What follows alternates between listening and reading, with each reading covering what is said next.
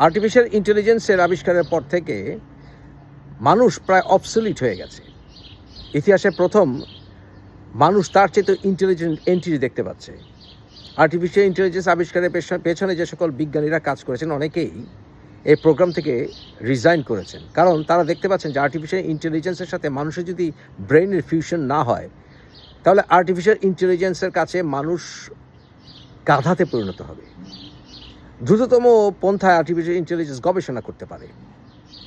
বর্তমানে মানুষের যে চিকিৎসা, সেখানে মানুষের চাইতে অর্থাৎ ডাক্তারের চাইতে আর্টিফিশিয়াল ইন্টেলিজেন্সের মাধ্যমে ডায়াগনোসিস আরও পারফেক্টলি করে দিচ্ছে মেশিন।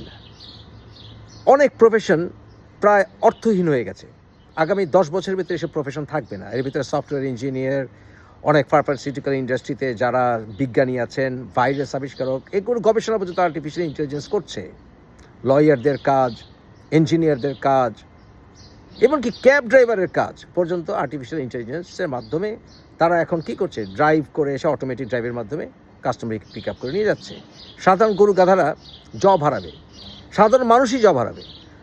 তাই আমি জিজ্ঞাসা করলাম বাংলাদেশের মানুষের অ্যাভারেজ আইকিউর কী অবস্থা। চ্যাট জিপিটিকে জিজ্ঞাসা করলাম, আপনারা নিজেরা করে দেখেন। পৃথিবীতে গ্লোবালি বাংলাদেশের মানুষের ইন্টেলিজেন্স লেভেল হচ্ছে ডাম্ব পর্যায়ে। ডাম্ব মানে কি, গাধা পর্যায়ে। অ্যাভারেজ বাংলাদেশের মানুষের আইকিউ হচ্ছে 75 to 80, 75 to 80, মানে গ্লোবালি সবচেয়ে কম আইকিউ দেশ হচ্ছে বাংলাদেশ। জিজ্ঞেস করলাম কেন? আপনারা করেন, নিজেরাই করেন গবেষণাটা। আর্টিফিশিয়াল ইন্টেলিজেন্স বলল পুরো বাংলাদেশের সোশ্যাল মিডিয়া অ্যাক্টিভিটিস, কমেন্টস, তাদের যে সকল অনলাইন প্রেজেন্স, এগুলো সেকেন্ডের মধ্যে তারা সারা বিশ্বের হাজার হাজার কোটি কোটি ফাইল তারা ঘাটিয়ে ফেলে উত্তর দিতে পারে। তারা বলেছে বাংলাদেশের মানুষ হচ্ছে ইমোশনাল ড্রিভেন, অ্যানালিটিক্যাল মাইন্ড কাজ করে না, রিজন দিয়ে চিন্তা করে না, পেশেন্স নাই, প্রোপাগান্ডাতে বিশ্বাস করে, অর্থাৎ কোনো কিছু বুঝে না বুঝে তারা প্রচার করা শুরু করে। জাজমেন্ট অ্যাবিলিটি খুব কম। নিজেরাই দেখেন, আপনারা নিজেরাই দেখেন, এবং আপনি নিজে করেন কিনা সেটা দেখেন। তাই না, ওই যে কান নিয়ে গেল চিলের পিছু দৌড়াও, এ হচ্ছে বাংলাদেশ। এবং আমাদের নেতারা কখনো চায়নি বাংলাদেশের মানুষ অ্যানালিটিক্যাল মাইন্ড ধীরে ধীরে ডেভেলপ করুক। আমি আপনাদের বলেছি তারা চায় না এটা। এই যে আওয়ামী লীগ বলেন, বিএনপি বলেন, জামাত বলেন, কেউ চায় না। কারণ কি, তারা চায় মানুষ কমন ফুল হয়ে থাকুক। কারণ কমন ফুল হয়ে থাকলে তাদের উপরে রাজ করা যায়, তাদেরকে গাধা বানিয়ে রাখা যায়, তাদেরকে দিয়ে পা চাটানো যায়। বাংলাদেশের মানুষ যাদের তারা অত্যাচারিত নিপীড়িত হয় তাদেরকে তারা পা চাটে, আর যারা দেশের জন্য নিবেদিত প্রাণ, কোনো কিছু আশা করে না, তাদেরকে তারা অপমান করে। তারপরে আমি প্রশ্ন করলাম মুফাসির ইসলামের আইকিউর অবস্থা কী। আমাকে বলেছে আমি এক্সেপশনালি ট্যালেন্টেড এবং আমার আইকিউ লেভেল অনেক high, far above global average. দেখেন, সুতরাং আমার মতো মানুষ যখন দেশের জন্য নিঃস্বার্থভাবে কথা বলি, ধর্মের কুপমণ্ডুকতার বিরুদ্ধে কথা বলি, মিথ্যাচারের বিরুদ্ধে কথা বলি, যখন আমি রাজনৈতিক কোনো দলের তোয়াক্কা না করে কথা বলি, যখন আমি সত্য কথাগুলি বলি, তখন আমাকে তাই এই সকল প্রোপাগান্ডার শিকার হইতে হয়, হ্যারাস্ট হইতে হয়, অ্যাবিউজ হইতে হয়, ইনসাল্টেড হইতে হয়। কারণ বাংলাদেশের 99% মানুষ ইডিয়েটস, গাধা। গতকাল একটি স্ট্যাটাস দিয়েছিলাম, প্রমাণ দিয়ে দিচ্ছি গাধার। এই স্ট্যাটাসটা এখন আমার ফেসবুকে আছে, নতুন ফেসবুক ভেরিফাইড পেজে আছে। বাই দ্য ওয়ে, নতুন ফেসবুক ভেরিফাইড পেজের লিঙ্ক এই ভিডিও নিচে দিয়েছি, নতুন পেজ, এটা ফলো করবেন সবাই। আমার ইউটিউব এর অ্যাকাউন্টের পোস্ট যেখানে আছে সেকশন, সেখানে যাবেন, সেখানে দেখবেন আমি স্ট্যাটাসটি দিয়েছি। আমি বলেছি আমার জননী জন্মভূমি আজ মারা গেছে, ইন্না লিল্লাহি ওয়া ইন্না ইলাইহি রাজিউন। হাজার চেষ্টা করেও, হাজার চিৎকার করেও আমার বাংলাদেশ, আমার জন্মভূমিকে বাঁচাতে পারলাম না। আমি লিখলাম আমার জননীকে হাজার চেষ্টা করে আমি বাঁচাতে পারলাম না, আমার জন্মভূমি আজ মারা গেছে। নিচে কি কমেন্ট করে জানেন? আমার বন্ধুরাই, with all due respect to them, আমার প্রতি তারা ভালোবাসে, তারপরেও তারা লিখেছে হায় হায় খুব দুঃখের ব্যাপার, ইন্না লিল্লাহ, খালাম্মা মারা গেল। দেখেন আইকিউর অবস্থা। ধৈর্য সহকারে যে স্ট্যাটাসটা ভালো করে পড়বে, যে আমার জন্মভূমিকে আমি বুঝিয়েছি, আমি লিখেছি আমার জন্মভূমি আজকে মারা গেছে, ইন্না লিল্লাহি ওয়া ইন্না ইলাইহি রাজিউন। এটা একটা সার্কাজম, এটা যে একটা ফিলোসফিক্যাল, একটা লিটারারি এক্সপ্রেশন, এটা বুঝেই না অ্যাভারেজ বাংলাদেশিরা, বুঝেই না। তারা মনে হচ্ছে আমার মা মরছে। আমি যে আমার মা বলতে আমি লিখেছি জন্মভূমি, এবং আজকে যে আমাদের দেশটা ধ্বংস হয়ে গেছে, আমি হাজার চেষ্টা করে যে দেশটাকে বাঁচাতে পারলাম না, দেশটা যে ধ্বংস হয়ে গেল সব দিক থেকে, এই যে দুঃখ আক্ষেপ, এটা বুঝেই না। আমার কাছে ফোন আসছে 100-র উপরে, মেসেজ আসছে 1000-এর উপরে, মুফাসিল ভাই খালাম্মা মারা গেছে, কই যাব? কই যাব বুঝেন? এই হচ্ছে বাংলাদেশের এভারেজ আইকিউ এর অবস্থা। একেবারে সিম্পলি মানে গাধা লেভেলের, বিশ্ব পার্সপেক্টিভে গাধা লেভেলের। কারণ অ্যানালিটিক্যাল মাইন্ড কীভাবে কাজে লাগাতে হয় জানা না, শিক্ষা ব্যবস্থাটা হচ্ছে মুখস্থ, সেটা ধর্মীয় শিক্ষা বলেন যাই বলেন। আজকে ধর্মীয় শিক্ষার একটা কুপমণ্ডকতার প্রমাণ দিয়ে দিই, যে একটা গান আছে যে তোরা দেখে যা আমিনা মায়ের কোলে, আছে না গানটা? মানে কি হযরত সাল্লাল্লাহু মায়ের নাম আমিনা, কিন্তু এটা ডাহা মিথ্যা কথা, ডাহা মিথ্যা কথা। এই যে আমিনা মা, হযরত রাসূলুল্লাহ সাল্লাল্লাহু আলাইহি ওয়াসাল্লামের মা যে আমিনা ছিল, এটা কোনো ভিত্তি নাই, কোরআনে তো নাই, কোনো সহিহ হাদিসে নাই, আছে কোথায় জানেন? সিরাতে। এখন এই সিরাগুলো নিয়ে ইসলামিক স্কলাররাই দ্বিমত করে, বলে যে না এই সিরাগুলো নির্ভরযোগ্য না 100%। মানে যখন ইচ্ছা গ্রহণ করবে, যখন ইচ্ছা ত্যাগ করবে, বুঝছেন না? তাদের ট্রেডিশনাল হাদিসের চিন্তার বাইরে গেলে ফেলে দিবে এ সকল সিরা। কিন্তু ইবনে ইসহাকের ভার্সন আছে অনেকগুলো। ইবনে ইসহাক যে সিরা 12 শতাব্দীর আগে, 12th সেঞ্চুরির আগে ইবনে ইসহাকের কোনো ডকুমেন্টাল এভিডেন্সই নাই, ইবনে তাবারির নাই, কিচ্ছু নাই। মানে আমিনা মা আমিনা, যে আমিনা হযরত মুহাম্মদ সাল্লাল্লাহু আলাইহি ওয়াসাল্লামের মা, এটা কোনো ডকুমেন্টারি এভিডেন্স 12 শতাব্দীর আগে নাই। এটা একটা ডাহা মিথ্যা কথা। এই কথাটা এখন বলেন, এই যে বাঙালি চোদনরা আছে না, দেখবেন ভিডিওর নিচে বলবে এটা কিভাবে সম্ভব, এটা আপনি মিথ্যা কথা বলতেছেন। আপনি কিন্তু ওই যে ধৈর্য সহকারে এটা সার্চ করবে, এই জিনিসটা বাঙালিদের নাই। তাহলে অ্যাভারেজ কানাদের, বাঙালি কানাদের মধ্যে, মানে ওই যে লালন বলছিল না যে আপনার ওই আয়না বিক্রির মতো, যে কানাদের মধ্যে আয়না বিক্রি করা বিপদ না? আমি পড়েছি এই বিপদে, কি করবো? আমার মতো মানুষরা তারপরও এসব গরু গাদাকে শিক্ষা দিয়েই যাব, কিছু করে না, লাথি মারবে, উষ্টা মারবে, এগুলো আমাদের খাইতে হবে। এবং তারা হিরো বানাবে, ওই যে তারুণ্যের অহংকার, বুঝছেন না? যারা ওদের লুটপাট করবে তাদেরকে বাপ ডাকবে। এটাই বাংলাদেশ, মানতে হবে আমাদেরকে। এভারেজ মানুষ তো ইডিয়েট, পাঞ্চ অফ ইডিয়েটস। 75 থেকে 80 হচ্ছে আপনার আইকিউ লেভেল অ্যাভারেজ, মানে অলমোস্ট গাধা লেভেল, অলমোস্ট গাধা লেভেল। এটা তাদের সোশ্যাল মিডিয়া অ্যাক্টিভিস্টে প্রমাণিত, বুঝেছেন? আপনাদের 7 জন্মের ভাগ্যর ভালো আমার মতো মুফাজ্জল ইসলাম পাইছিলেন। 1 পিস মেড, কারিগর ডেড, আমার বাপ মরে গেছে, বুঝছেন? বাংলাদেশের মানুষদের স্বাধীনভাবে বসবাস করার কোনো অধিকার নেই। এই জাতিটার স্বাধীন কোনো দেশ পাওয়ার অধিকার নেই। কারণ স্বাধীনতা রাখার জন্য যেই ট্যালেন্ট দরকার, যে ইন্টেলিজেন্স লেভেল দরকার, এইটাতে নাই, অ্যাভারেজ বাংলাদেশে এটা নাই। সুতরাং পৃথিবীতে 94তম দেশ আয়তন হিসেবে বাংলাদেশ, 94তম।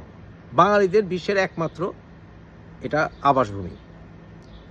পৃথিবীতে 2য় বৃহত্তম জাতিগোষ্ঠী বাঙালি জাতি, তো সারা বিশ্বে আমরা 94তম সাইজের একটা ছোট্ট পিচ্চিনিঙ্গি দেশ পাইছি, যেটার স্বাধীনতা এ বাম্বু দেয় ও লাইট থায়। কেউ জানেন?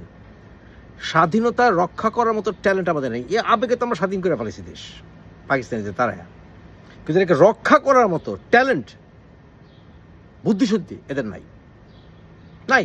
স্বাধীনতা কি জিনিস বোঝেই না এরা। আপনার গায়ের চামড়া দেখা, হাইট দেখা, বাপ মার পরিচয় দেখে এরা সরকার প্রধান বানায়। মানে পৃথিবীতে একটা দেশ 35টি পরিবার 2000 বছর ধরে বাম্বু দিয়ে চলছে, আর সবাই নম নম নম নম করে। এমনি তো আমরা বেশিরভাগই নিম্নবর্ণের হিন্দু থেকে আসছে, 5 এটা অভ্যাস। এখন এইটা ছড়ায় গেছে আপনার এখন রহমানি পরিবারে, 2 রহমানি পরিবারের 5টা লাল করে ফেলতেছে। কিন্তু এদের যে বাম্বু দিয়ে 2 পরিবার এবং পরিবারের যত ঠান্ডা ফান্ডা আছে দেশ থেকে ভাইয়ে গেছে, তারপরে বাম্বু খাইতে রেজে আছে। এই দেশটার আসলে বিদেশি কোনো শক্তি, সেটা খেলাফত হোক, আরব হোক, সাদা হোক, যেই হোক, এদেরকে গোলাম বাড়া রাখা উচিত আরও 1000 বছর। তারপরে জোর করে এগুলি গলা দিয়া অ্যানালিটিক্যাল এডুকেশন শিখাইলে বোধহয় কিছুটা ভালো হবে। নাহলে এই জাতের স্বাধীন রাষ্ট্র হিসেবে বেঁচে থাকার অধিকারই নেই। স্বাধীনতা চায় না, তো বুঝেও না প্রকৃত স্বাধীনতা কি, এটা বুঝেই না। পৃথিবীর সবচেয়ে 22টা জাতির ভিতরে দেখেন যে shortest people in the world, search করেন, name or list the countries according to height. দেখেন একেবারে শেষের 5টা দেশের মধ্যে বাংলাদেশ একটা, সবচেয়ে পিচ্ছি দেশ, কর্মাকায়। কিন্তু আমরা একটু লম্বা হলে একজনের গেলে 22টা মিলে। আমাদের অ্যাভারেজ গাইডস আমরা কারো কারো আফ্রিকানদের মতো, আবার কারো কারো ইরানিয়ানদের মতো। যারা একটু ফর্সা তারা সবাই হালকা শ্যামলা বর্ণের মানুষদেরকে কালা নিগ্রো বলে গালি দেয় না? দেয়। এবং নিজেরা বাঙালি বলে নিজেদেরকে তারা গর্ববোধ করে না। তাহলে এই জাতির স্বাধীন সার্বভৌম রাষ্ট্র পাওয়ার কোনো অধিকারই নেই। এটা গোলামি ভালোবাসে, গোলাম হয়ে থাকতে হবে। কারণ অ্যানালিটিক্যাল মাইন্ড, চিন্তা ক্ষমতা এদের নাই, একেবারেই নেই। যে কোনো কিছুতে চিন্তা ক্ষমতা, ধৈর্য সহকারে কোনো কিছু বোঝার ক্ষমতা আমার থেকে বেশি আপনারা জানেন না। 20 বছর ধরে সোশ্যাল মিডিয়াতে আছি, কোনো কিছু অ্যাসেস করার ক্ষমতা, যত লেখাপড়া করতে পারে নাকি লেখাপড়া করছে, বিদেশি ডিগ্রি নিছে, পা চাটা, হতাশ, মানে জঘন্য অবস্থা। শেখ হাসিনা যখন ছিল তখন বলতো শেখ হাসিনার রিপ্লেসমেন্ট তো আর নাই, এখন আওয়ামী লীগ ধ্বংস হইতে বসছে। এখন কি, এখন রিপ্লেসমেন্ট বাইর করতে হবে না? এখন আবার তারেকের রিপ্লেসমেন্ট নাই। ওই যে বিএনপির একই অবস্থা, মাফিয়া, গণতন্ত্র বোঝেই না। এর চাকর বাকর বানায় রাখতে হবে যাত্রী, চাকর বানায় হয়ে থাকবো 100 বছর থেকে 1000 বছর বাম্বু খাইব। কোনো যদি ভাগ্যে যদি কোনো ভালো শাসক পড়ে যায়, এদের শিক্ষা ব্যবস্থার উন্নতি করব, কিছুটা পরিবর্তন হইতে পারে। দেখেন না মৌলবীরা ইভলিউশন শিখাইলে বলে ইমান যাব, দেখেন না? জাতি নিজেকে কালচার, নিজেকে কৃষ্টি, নিজেকে ভাষা সবই তো ঘৃণা করে। এরা বাঙালি থাকতে চায় না, তো বাঙালি কালচারকে ভ্যালু দেয় না। সুতরাং গোলাম বানায় রাখতে হবে এদেরকে। সে যেই বানাক, আরবরা বানাক, সাদারা বানাক, গোলাম হয়ে থাকুক। বুদ্ধ জাতি, পৃথিবীতে এত বুদ্ধ জাতি বাঙালিকে মতো পাইবে? আমার কথা না ভাই, আর্টিফিশিয়াল ইন্টেলিজেন্স কারো টাকা খায় কথা হয় না। দেখেন এই দেশে একটু ট্যালেন্টেড হওয়া আমার মতো বিপদ, অপমানিত বেড়াইতে। স্বাধীনতার গোষ্ঠী কিনা, স্বাধীনতা তো ক্যারি করে না। 30 লক্ষ মানুষ মরছে, কি হয়েছে? 3 কোটি মরে গেল, ওই পাকিস্তানিদের পা ছাড়বে। আর ভারতীয়রা গঙ্গা নদী মেয়েরা ফালাক, আর ব্যবসা বাণিজ্য করে পিছন দিকটা দেখ। একটা গোষ্ঠী আছে ভারতকে পা ছাড়বে। চাইনা শুনে মিথ্যা কথা হয়। পৃথিবীতে খুব কম জাতি আছে চাইনা শুনে মিথ্যা কথা বলবে। এবং আপনারা যখন হ্যারাস করবে না, অ্যাবিউজ করবে না, এটা চিন্তা করে যে কিভাবে আপনার বিরুদ্ধে মিথ্যা করবো, আপনারা কিভাবে আপনারা পচাইবো, এটা নিয়ে গবেষণা করে। এবং সবচেয়ে বিশ্রী জঘন্য কমেন্ট, জঘন্য মন্তব্য এরা করে। আপনি দেখেন সোশ্যাল মিডিয়াতে এবং ইউটিউবে সবচাইতে হাইয়েস্ট ভিউড বাংলা ভিডিও কোনগুলি? সবচেয়ে বাজে, জঘন্য, নোংরা ভিডিওগুলো সবচেয়ে বেশি দেখে মানুষ। দেখেন, সার্চ করেন হাইয়েস্ট ভিউড বাংলাদেশ লিখে আপনি করেন, ওই যে ভিউ কাউন্টে হাইয়েস্ট ভিডিওগুলো দেখেন কি অবস্থা, সহ্য করতে পারবেন না। এবারে যারা ভদ্র মানুষ এরা সহ্য করতে পারবে না। পৃথিবীতে দ্বিতীয় নোংরাতম দেশ হচ্ছে বাংলাদেশ। পৃথিবীতে এত 200 দেশ, এর ভিতরে দ্বিতীয় নোংরাতম দেশ। এই মানে পরিষ্কার পরিচ্ছন্ন সারাদিন বলবে আত্মরুল ছাত্রুল ইমান, মসজিদে কোয়া ফাটায় ফেলাইতেছে, পরিষ্কার পরিচ্ছন্ন ইমানের অঙ্গ। আর মানে একটা কিছু খায়া মনে করেন ওটা যে একটা কোথাও গিয়ে ফালাইব, অথবা এদেশে কী করে জানেন, এদেশে একটা প্লাস্টিকের ব্যাগ অনেক সময় পকেটে রাখে, ময়লা কোথাও ফালাইতে হলে নিজের পকেটে ওই ব্যাগের ভিতরে রেখে তারপরে জায়গা মতো ময়লা ফালাই দেয়। আমরা যেখানে সেখানে ময়লা ফালাইতেছি, দোকানের সামনে খায় কোক খায়, আবার বোতলটা ওখানে নিয়ে ফালাইতেছি। মানে খাইসলত। 180টা নদী মারা গেছে গত 200 বছরের ভিতরে। 300 নদী ছিল, এখন 120টা কোনো মতে ধুইকা বাইচে আছে। পৃথিবীতে কোন দেশ পাইবেন এরকম অবস্থা? পাইবেন? সৌদি আরবে এত গেলে আমরা, সৌদি আরব একটা মরুভূমির দেশ, ওইখানে পর্যন্ত সুজলা সুফলা বানায় ফেলাইছে আর্টিফিশিয়ালি। আর আমরা দেখেন মেন্টালিটি নোংরা, সবচেয়ে বলেন মেন্টালিটি নোংরা। আর যারা মাদ্রাসা আছে ওরা আরবিতে গালি দেয়, হাইওয়ান, আরবিতে গালি দেয়। পৃথিবীতে কুত্তা মিলাই সবচেয়ে অনিরাপদ বাংলাদেশে। কিন্তু হাদিস পড়ে, কি পড়ে? ইয়ার হামুমান ফিলার দিয়ে হামুমান ফিস সামায়, রাইতের হাদিস পড়তেছে, ঊর্ধ্বলোকের প্রভু তোমার উপরে সদয় হইব, নিম্নলোকের প্রাণীগুলোর প্রতি সদয় হও, কোয়া ফাটায় ফেলাইতেছে। কিন্তু এর কুত্তা মিলাই পর্যন্ত সেফ নাই। প্রত্যেকটা কুকুরের শরীরে আঘাতের চিহ্ন। এরা আবার কুকুরের ঘৃণা করে, কুকুর নোংরা প্রাণী। আরে বেটা হাদিসে করতে গেছে, কোরআনে তো কুকুরের সাহাবা কইছে। মূর্খের জাত, মূর্খ। এই দেশে পাখি পর্যন্ত নিরাপদ নাই, গাছপালা নিরাপদ নাই। বিল্ডিং বানাইতে এই ভূমিদস্যুরা শেষ করে ফেলছে দেশটা। আর ভূমিদস্যুরা সবচেয়ে বড় ওই বিল্ডিংয়ে থাকে, বসুন্ধরা ভূমিদস্যু। কিন্তু সবচেয়ে বড় পারি নিয়ে থাকে প্রত্যেকটা সরকার, এমনকি ধর্মীয় নেতারা পর্যন্ত এই বসুন্ধরার হোগা চাটে। দেখেন কি অবস্থা। বৈষম্য বিরোধী আন্দোলনকে এরা ফাটায় ফেলায় দেয়, অথচ যারা সবচেয়ে বড় বৈষম্যের কারণ তাকে পাশাটে। অসভ্য, আইকিউ লেভেল 0, চিন্তা করার ক্ষমতাই এদেরকে আল্লাহ দেয়নি। যা একটু দিয়েছিল একটু লেখাপড়া করে ঠিক করতে পারতো, এদের নেতারা লেখাপড়াও করতে চায় না। মনে করে কোনো কিছু শিখলে ইমান যাইব, বেশি পড়লে ইমান থাকে না।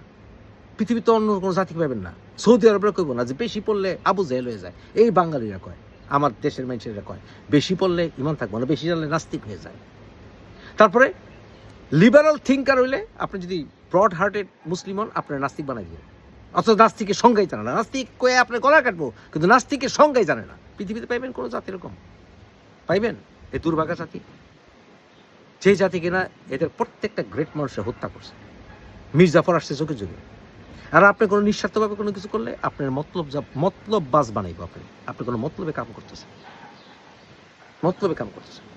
ফাউল। এই ফাউল জাতির জন্য কথা কইতে কইতে মুখে ফেনা তুলে ফেলে না। ফাউল জাতি, গাধা গাধা।